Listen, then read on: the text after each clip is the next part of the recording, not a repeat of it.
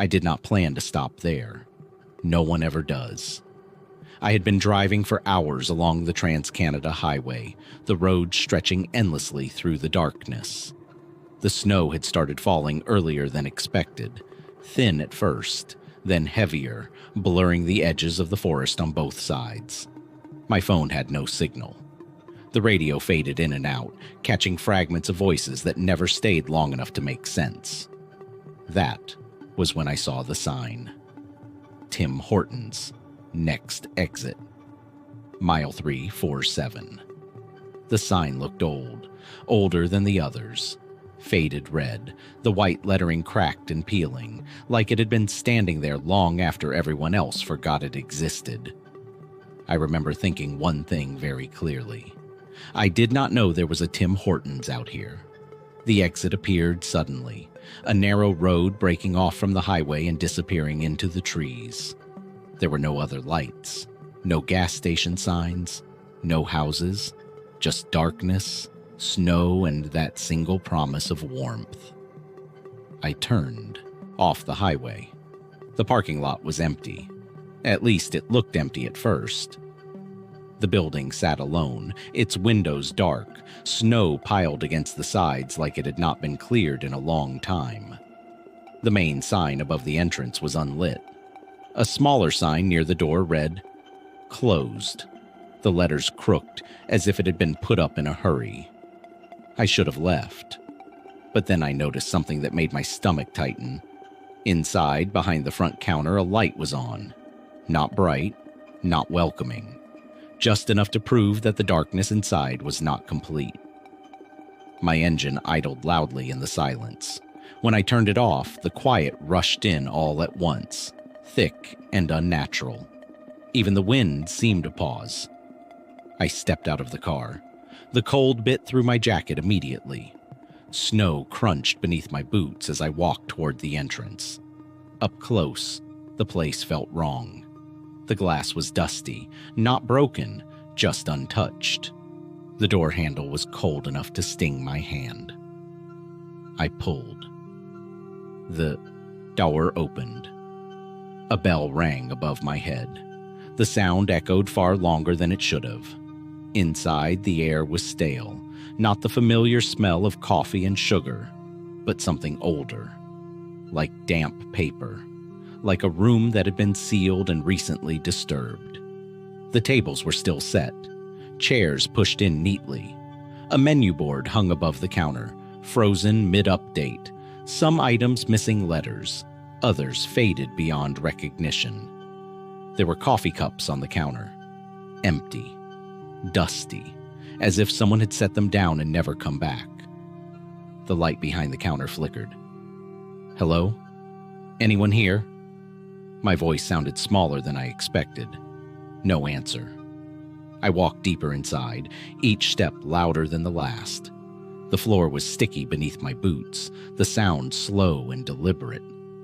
Behind the counter, the coffee machines were dark, but warm. That was when I realized the light was not coming from above. It was coming from the back hallway. A narrow door stood slightly open, leading to the storage area. The light spilling from it pulsed faintly, like it was breathing. I told myself it was a generator. Emergency lighting. Something logical. I took one step closer. Then I heard it. A voice. Low, distant, almost lost beneath the hum of electricity. I could not understand the words, only the rhythm, slow, repetitive, as if someone was reciting the same sentence over and over again. I froze. The voice stopped. The silence that followed was heavier than before. I should have left then. I know that now. But curiosity has a way of pushing past fear, especially when you are tired, cold, and alone on a road that does not seem to end. I moved toward the hallway. The light grew brighter with every step. The air felt warmer, too warm, as if the back of the building was disconnected from the winter outside. The hallway walls were lined with corkboards. Old notices were still pinned there. Employee schedules, handwritten reminders. All dated years ago, and every single one had been crossed out, not scribbled, not erased, carefully crossed out, line by line. At the end of the hallway was a door marked Staff Only. It was open. Inside was a small break room, a table, a microwave, lockers along the wall. Everything looked normal, except for the chairs. They were all pulled into a circle. In the center of the circle sat a single paper cup. Fresh. Steam curled gently from the top. I stared at it, my mind refusing to catch up with what my eyes were seeing. Behind me, the hallway light shut off. The room plunged into darkness, lit only by the soft glow of the cup. That was when I felt it. The sensation of being watched. Not from one direction, from all of them.